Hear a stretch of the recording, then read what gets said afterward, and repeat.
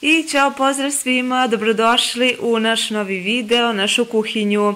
Kao što vidite u ovim prvim kadrovima vidite jedan gurmanski doručak, zapravo dve porcije. Tako da mi smo bili vredni, napravili smo ovaj divan doručak.